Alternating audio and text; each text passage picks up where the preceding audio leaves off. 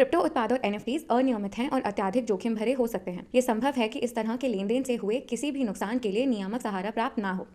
After the FTX fiasco, crypto की दुनिया में DeFi और CeFi नाम के शब्द काफी ज्यादा यूज हो रहे हैं। So DeFi stands for decentralised finance and CeFi stands for centralised finance. तुम्हें थोड़ा बहुत अंतर तो इनके नाम से समझ आ ही गया होगा, बट आज के इस वीडियो में हम DeFi और CeFi के डिफरेंसेस को डिटेल में समझेंगे and will see what could be better for you. Hello hi नमस्ते, दिस इज रिया यादव और चलिए आज के वीडियो में शुरू करते हैं DeFi वर्सेस CeFi।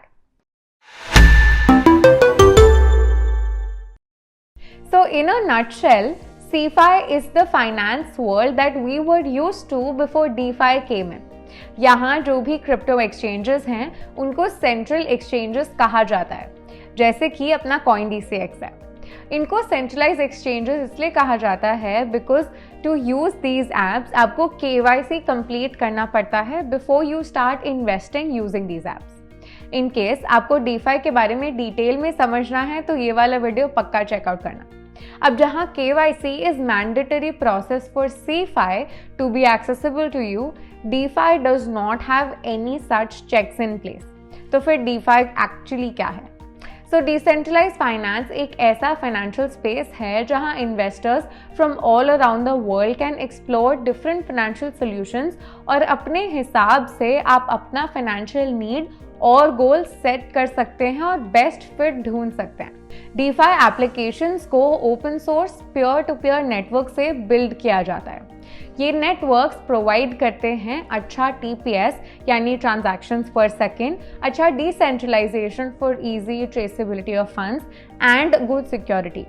तो अब असली डिफरेंसेस पर आते हैं सेंट्रलाइज और डिसेंट्रलाइज फाइनेंस के।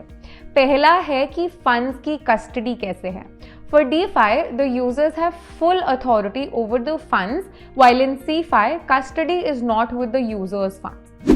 Second, DeFi provides services like borrowing, lending, payments, or trading, while with CeFi, you can avail services like trading, borrowing, fiat to crypto payments, and lending.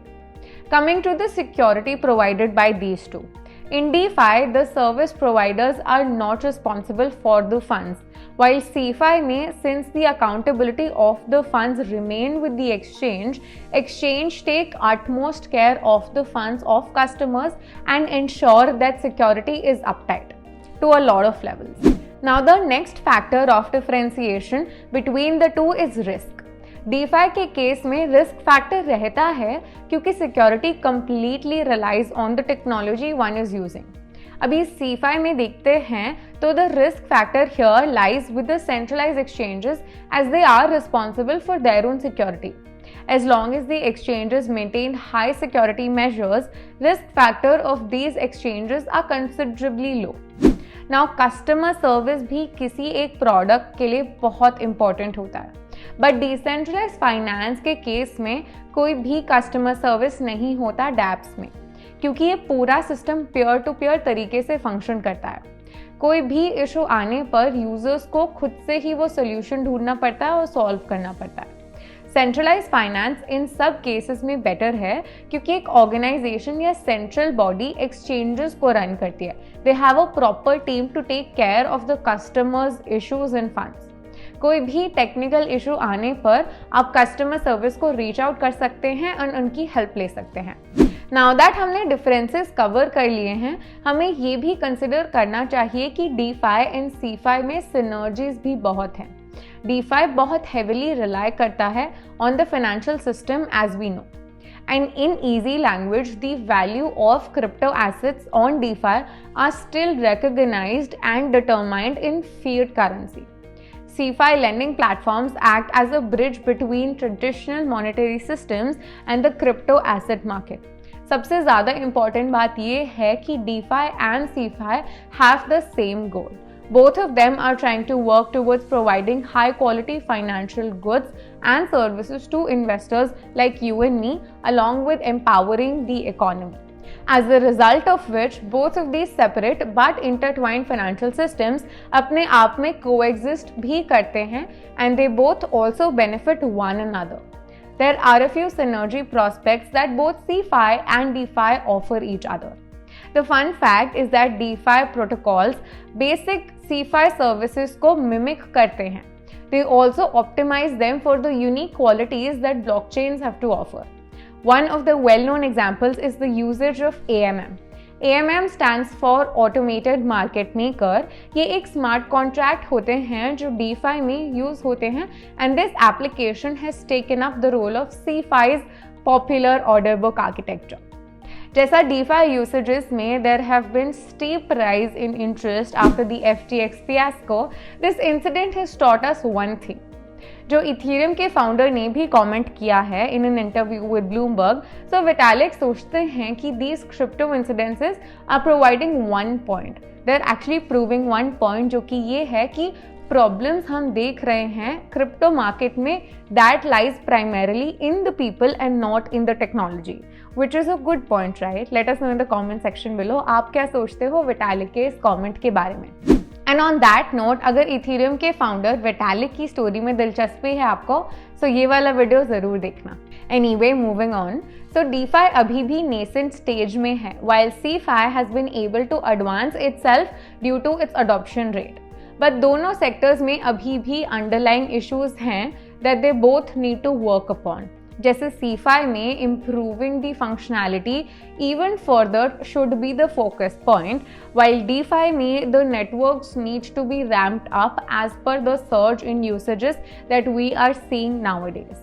अब एक और इंटरेस्टिंग बात ये आ जाती है कि even though CeFi and DeFi have different settlement processes and user behaviors that they have, CeFi has a lot to learn from DeFi's stress testing. Because of the distributed nature of blockchains, DeFi services technically हमेशा ही available होती हैं, unlike CeFi.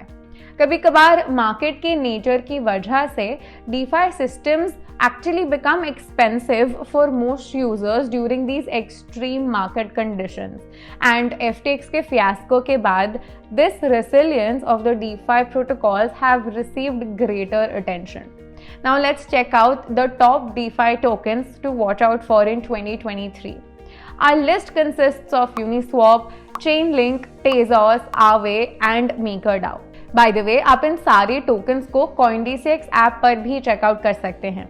अच्छा, before we end this video, सबसे पहला question लोगों के दिमाग में ये आता है कि बिटकॉइन क्या है, आखिर वो CeFi में आता है या फिर DeFi?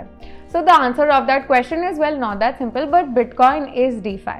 When Satoshi Nakamoto introduced the Bitcoin white paper to the world, his main pitch was to bring it to a decentralized peer-to-peer mode of transactions to the financial world.